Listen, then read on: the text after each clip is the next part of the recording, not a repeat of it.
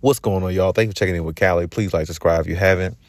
So at this point here, we're at a point where I would say, these playoffs is really going to define James Harden's career more than anything. Because, the one thing about James Harden, I will say, he's always been a superstar player. He's always been a high IQ player in regards to him being able to dish the ball out with high usage.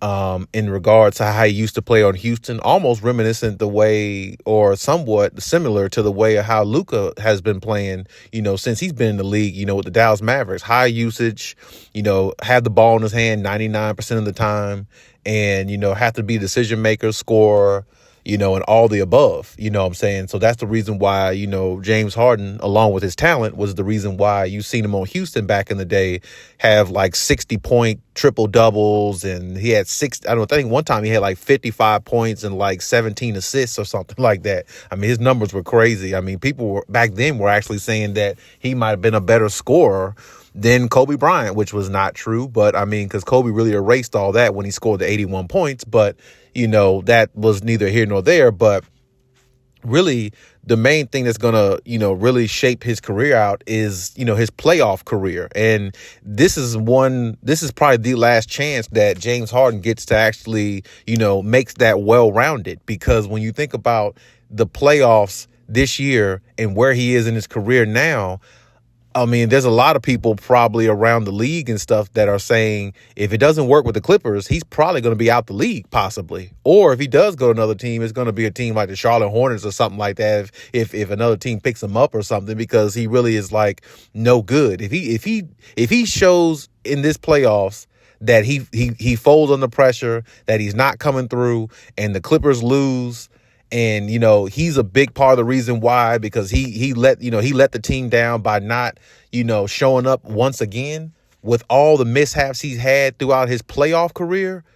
All his regular season accomplishments, even though they're great, they're really going to have a big dent in them, and the dent is going to be so huge in them because your postseason career is what people really remember you by. They don't really remember. I mean, they can remember, MVPs you might have had at the end of regular seasons and things like that. But winning MVPs and stuff like that is fine. But if you don't have a championship to top it off or put the icing on the cake, it really doesn't matter.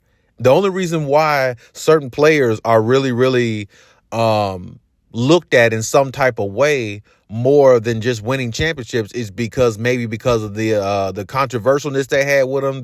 They're very influential, and maybe they just was just relatable to everybody else like in the world. And what I mean by that is somebody like Allen Iverson. Allen Iverson was probably the only player that I can think of growing up watching him that never won a championship that's still popular to this day, as in he won a championship, you know what I'm saying? But Allen Iverson was also very controversial to a lot of people. Allen Iverson was a trendsetter. I mean, I can remember like guys getting cornrows back in the day because Allen Iverson got cornrows.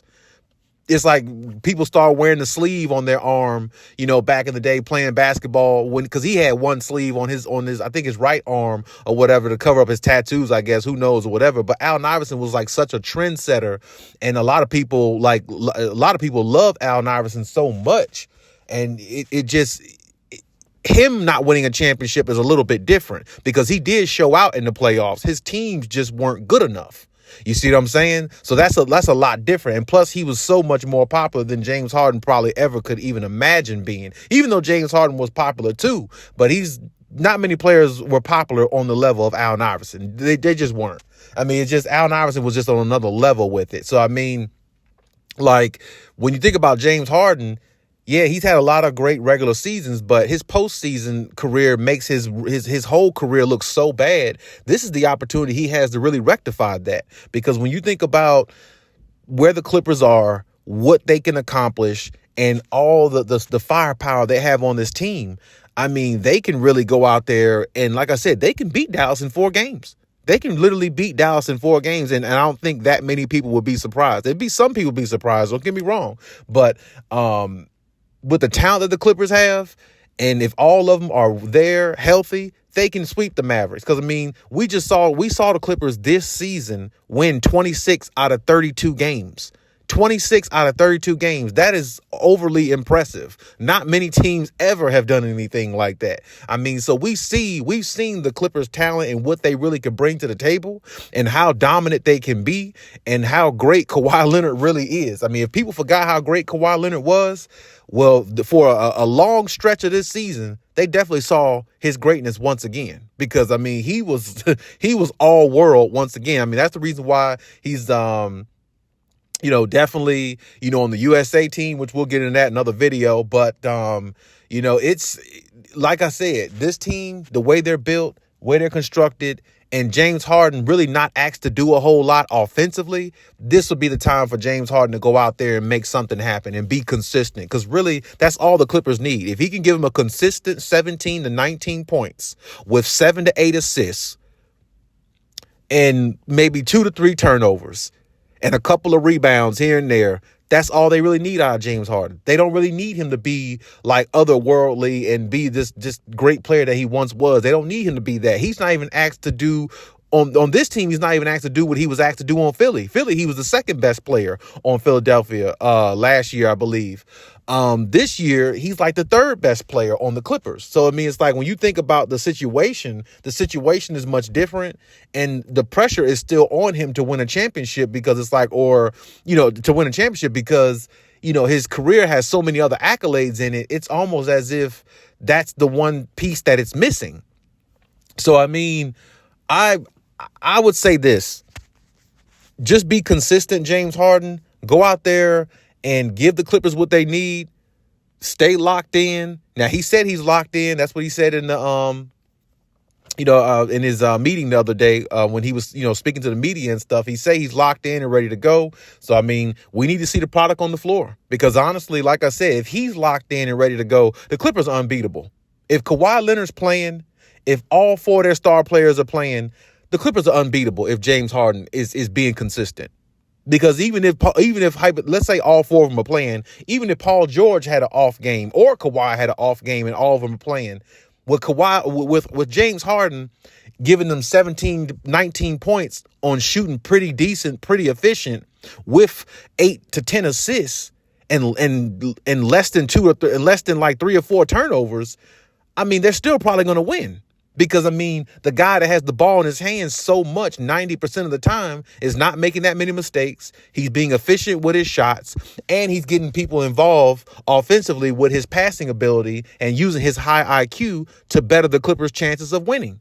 So, I mean, it's like when you look at that all on its own, and then on top of that, you got to look at it. What if all 4 of them are playing good, along with Russell Westbrook when he comes off the bench? The Mavericks wouldn't have a chance. But like I said, it just depends on what James Harden they get. Of course, it depends on whether Kawhi's there or not, being healthy also. But I definitely believe Kawhi will be there. If, like I said, you heard me say in my other video, if not game 1, game 2, Kawhi will be there and, kind of go from there. But either way, James Harden has got to be one of the most consistent players there. He has to be, because like I said, if the Clippers have any chance of going far, he has to be the one that has to be more consistent really than Paul George, honestly, because like I said, the ball's in his hand 99% of the time because he's the point guard. He's making all the decisions on the floor of how the offense is being ran. So it's like when you have that much responsibility, a lot of it's on you. You know what I'm saying? So you need to be the most consistent, because if you turn the ball over the most, then a lot of times that becomes a domino effect, because the main guy, the point guard, the one who is supposed to be dependent upon to make good decisions, is making bad ones. And then sometimes it just kind of like trickles down with the rest of the team. So, I mean, even though he's not the best player on the team, but he's the one that's supposed to be there to make the best decisions. So if that's the case, then like I said, James Harden has a huge responsibility, and he takes a huge onus in this situation in regards to the Clippers and their chances of going forward.